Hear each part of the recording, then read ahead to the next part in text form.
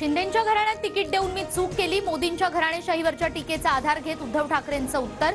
घराणेशाहीवर घरंदाजांनीच बोलण्याचंही आवाहन.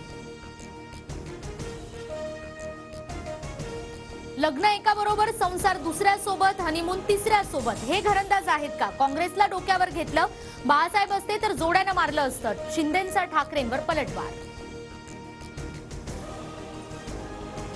ठाण्यातील कोपिनेश्वर मंदिर परिसरात एकनाथ शिंदेंकडून डीप क्लिनिंग. ठाकरेंनीही स्वच्छता मोहीम हाती घेतली पाहिजे, शिंदेंचा ठाकरेंना टोला.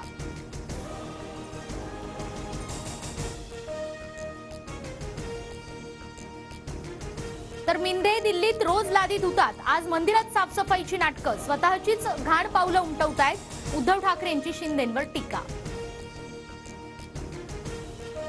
उद्धव ठाकरेंनी वरळीमध्ये आदित्य ठाकरेंसाठी 2 आमदार बाजूला केलेत. खासदार श्रीकांत शिंदे यांची टीका. तर 2014 मध्ये ठाकरेंना उमेदवार मिळत नव्हता, विपरीत परिस्थितीमध्ये मी निवडून आलो होतो, श्रीकांत शिंदेंचं वक्तव्य.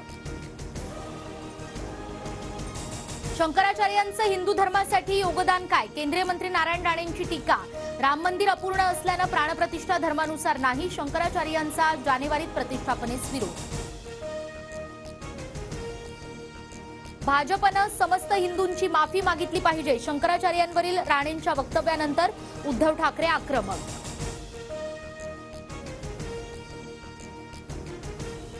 बावीस जानेवारीला ठाकरे गट काळाराम मंदिरात महाआरती करणार, राष्ट्रपती द्रौपदी मुर्मूंना आमंत्रण. अयोध्येत राष्ट्रपतींकडून प्राणप्रतिष्ठापना करण्याचीही मागणी. लोकसभेच्या निवडणुका डोळ्यासमोर ठेवून राम मंदिराचा सोहळा, शरद पवारांची टीका. अयोध्येचं आमंत्रण नाही, पण मी नक्की जाणार, पवारांची माहिती.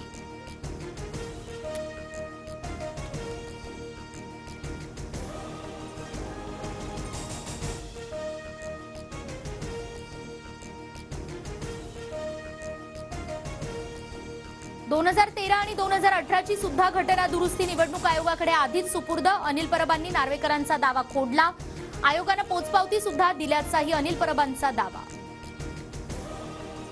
विधानसभा अध्यक्ष नार्वेकरांच्या निकालाचा वाद चिघळण्याची शक्यता. 16 तारखेला सर्व पुरावे आणि कागदपत्र देशाच्या माध्यमांसमोर जगजाहीर करणार, उद्धव ठाकरेंची माहिती.